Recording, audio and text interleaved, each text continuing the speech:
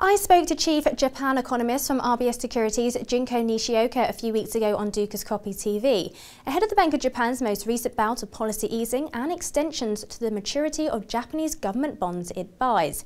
She joins me again now on the phone to discuss what and when now for the Bank of Japan and the Japanese economy. Junko, great to have you on DukascopyTV again.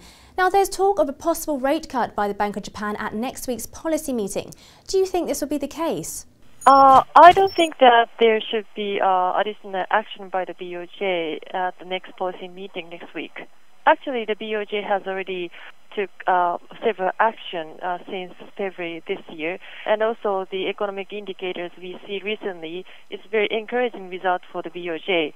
So I think that these recent very positive economic indicators should be a very supportive factor for the BoJ to take a moment to assess the impact of the easy monetary policy which the BoJ took so far. But what about if we look further forward? The last two bouts of easing in February and April didn't help much to depreciate the yen as much as hoped for.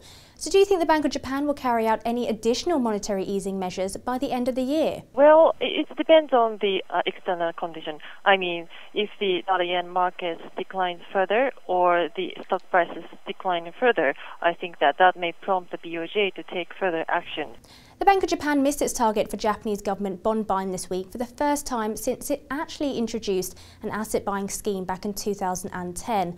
Is this yet not another sign that the Bank of Japan is perhaps pumping in more cash into the markets than it can actually absorb? Yes, I think we see some difficulty absorbing the JGB from the secondary market to provide the liquidity to the market under the asset purchase program. If something happens, for example, the dollar-yen declines further, I think that BoJ should consider additional easing measures, but they have to think about kind of the adjustment to ease monetary policy other than the JGB buying.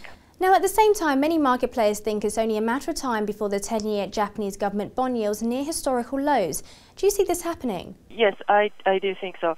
As long as the European fiscal woes continues, I think that JGB yields still has room to decline further, and then that may makes BoJ's monetary policy more difficult to conduct.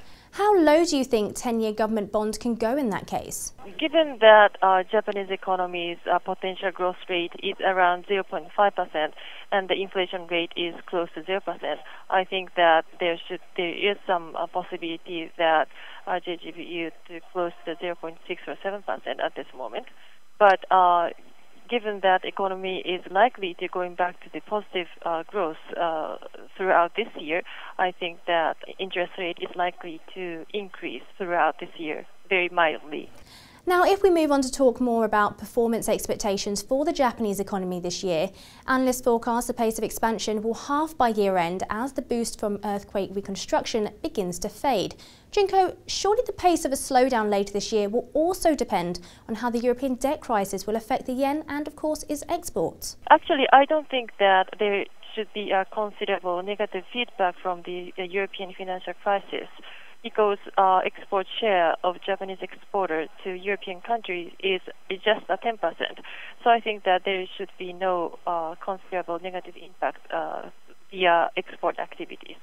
But if we don't see the rebound of the Chinese economy in the second quarter of this year, that should be negative factors for Japanese export activity.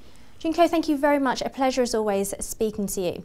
Now, viewers, do stay tuned to DukascopyTV as we have more exclusive TV interviews with financial professionals coming up, and of course a fresh edition of Targets in Focus. For the moment though, goodbye.